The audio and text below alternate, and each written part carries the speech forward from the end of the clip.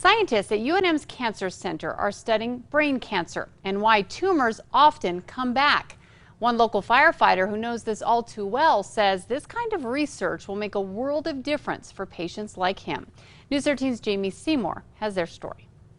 3 years into his career with Albuquerque Fire Rescue, Vincent Cordova noticed some hearing loss and ringing in his ears after going to a scene. I went and did a CT scan, and the next day they called me back and they were like, "We need you to come in." Cordova saw the photo of his brain MRI on the screen and the 2 golf ball sized tumors growing inside. You have a brain tumor growing in your brain and you have to have surgery immediately or you're going to die. After his diagnosis back in 2012, no neurologist in New Mexico wanted to take on the case, so he went for months of surgery and recovery in California. Years later, the tumor returned.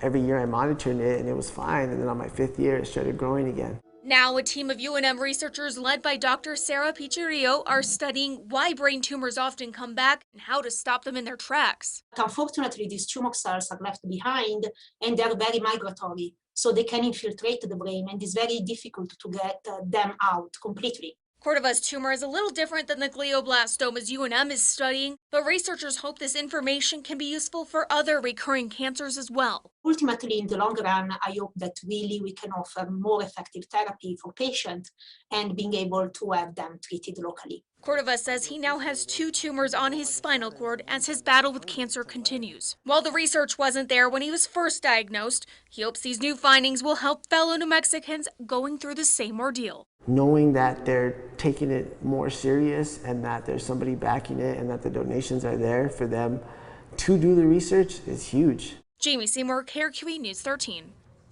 Pichirio and her team say they've already learned that glioblastoma is not a single disease, but a collection of disease. Even within the same tumor cells, you can find vast differences, which may be a key in determining why they reoccur. What's left behind after surgery is not always equal to what's taken out. According to the National Cancer Institute, only about 32% of those diagnosed with brain or nervous system cancer survive 5 or more years after diagnosis.